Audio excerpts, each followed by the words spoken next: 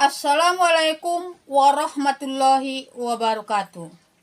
Perkenalkan, nama saya Saemah, guru mata pelajaran Pendidikan Agama Islam dan Budi Pekerti di SMP Negeri 1 Kota Nopan. Merupakan mahasiswa PPG Batch 1 tahun 2023. LPTK UIN Syahada Padang Sidimpuan. Bagaimana kabarnya anak-anak? Pasti sehat kan?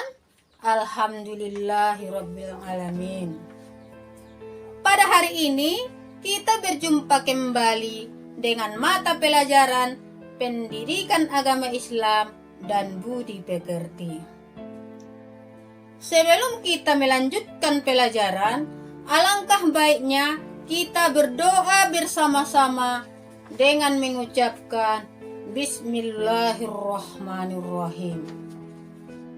Anak-anakku yang saya sayangi, pada hari ini Ibu akan membacakan tentang KD materi kita pada hari ini, yaitu memahami makna beriman kepada kode dan qadar. Dengan tujuan pembelajaran yang pertama, menjelaskan pengertian iman kepada kode dan qadar. Yang kedua, mendeskripsikan pengertian kode dan qadar. Yang ketiga, menunjukkan dalil iman kepada kode dan qadar. Yang keempat, menyebutkan macam-macam takdir. Yang kelima, menjelaskan contoh takdir mubran dan takdir muallaq. Seterusnya, menjelaskan tentang manfaat beriman kepada kode dan qadar. Anak-anakku yang saya sayangi, ada yang tahu tidak mengenai iman kepada kode dan qadar? Iman kepada kode dan qadar yaitu percaya dan yakin sepenuh hati bahwa Allah Subhanahu wa Ta'ala telah menentukan segala sesuatu yang terjadi pada makhluknya. Bukti kita beriman kepada Allah sebagai yang mempunyai kode dan qadar, yang pertama, ikhtiar. Yang kedua, tawakal. Ikhtiar artinya berusaha untuk mendapatkan sesuatu. Sedangkan tawakal berserah diri setelah berusaha kepada Allah Subhanahu wa Ta'ala. Di dalam Al-Quran sudah disebutkan bagaimana yang dikatakan dengan beriman kepada kode dan qadar. Surah Ar-Ra'd ayat 38 yang berbunyi, A'udzubillahi minasyaitonirrajim. Bismillahirrahmanirrahim. Likulli ajalin kitab. Artinya, bagi setiap orang telah tertulis ketentuan-ketentuan dari Allah Subhanahu wa Ta'ala. Anak-anakku sekalian yang saya sayangi, ada perbedaan kode dan qadar. Kode berarti ketetapan Allah Subhanahu wa Ta'ala sejak zaman azali, yang berarti ketetapan itu ditetapkan semuanya sebelum tercipta. Sedangkan qadar berarti perwujudan dari kode ataupun kehendak. Artinya, kode itu sama dengan rencana, sedangkan qadar itu sama dengan realisasinya. Contoh dari kode dan qadar yaitu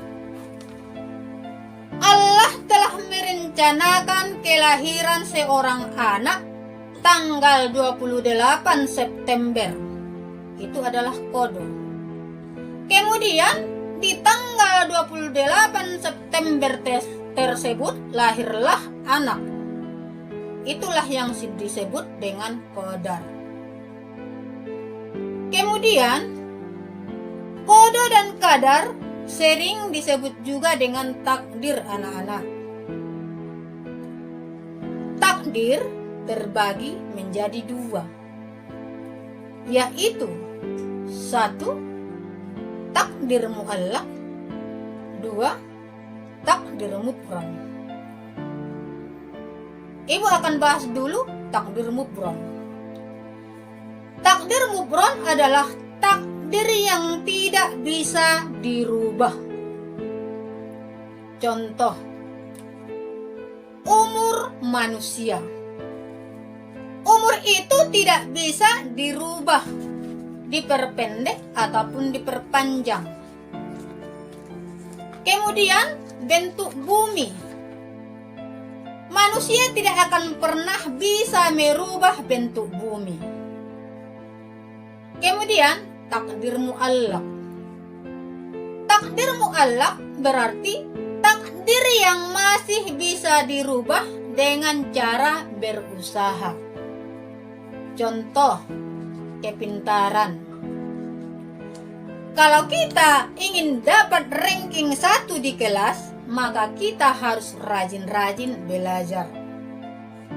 Kemudian kemakmuran. Kalau kita memang ingin hidup makmur, maka kita harus bekerja keras untuk mendapatkan rezeki yang lebih baik. Kenapa ibu bilang katakan kalau memang takdir mu'allaq itu sudah ada memang ketentuannya di dalam Al-Quran, yaitu surah Ar-Ra'd ayat 11. A'udzu billahi minasy syaithanir rajim. Bismillahirrahmanirrahim. Innallaha la yughayyiru ma biqaumin hatta yughayyiru bi anfusihim.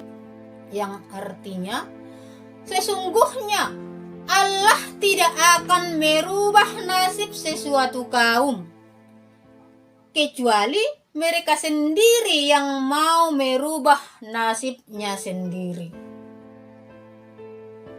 Anak-anakku yang saya sayangi, ada beberapa manfaat dari beriman kepada kodo dan qadar. Yang pertama, dapat menenangkan jiwa. Artinya, kita merasa senang dan menerima dengan ikhlas atas semua ketentuan Allah Subhanahu wa Ta'ala, dan tidak ada rasa takut dan kekhawatiran dalam jiwa kita. Yang kedua, senantiasa bersikap sabar dan bersyukur. Artinya, kalau kita mendapat musibah, kita harus bersabar. Tetapi, apabila kita mendapat kenikmatan, maka kita harus benar-benar bersyukur kepada Allah Subhanahu wa Ta'ala. Yang ketiga, menumbuhkan sikap optimis. Artinya, kegagalan tidak akan membuat kita berputus asa. Justru sebaliknya, semakin semangat berusaha untuk mendapatkan yang kita inginkan. Yang keempat, menjauhkan diri dari sifat sombong. Kita harus menjauhkan kita dari sifat sombong. Kenapa? Karena sifat sombong itu adalah sifatnya setan. Apabila kita mendapatkan kenikmatan, kita harus menganggapnya itu memang benar-benar dari Allah Subhanahu wa Ta'ala. Kemudian, bukan karena memang usaha kita sendiri, tapi itu ada campur tangan dari Allah Subhanahu wa Ta'ala. Anak-anakku sekalian yang saya sayangi, kesimpulan dari yang Ibu jelaskan, marilah kita bersama-sama beriman kepada qada dan qadar. Kalau kita ingin mendapatkan sesuatu, maka kita harus berusaha dan berikhtiar. Demikianlah yang Ibu sampaikan pada hari ini. Ibu sudahi dengan Alhamdulillahirabbil alamin. Assalamualaikum warahmatullahi wabarakatuh.